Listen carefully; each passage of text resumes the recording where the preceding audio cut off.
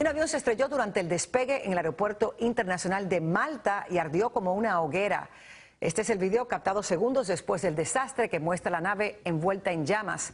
Según testigos, una de las alas tocó la pista cuando alzaba vuelo y el avión terminó estrellándose.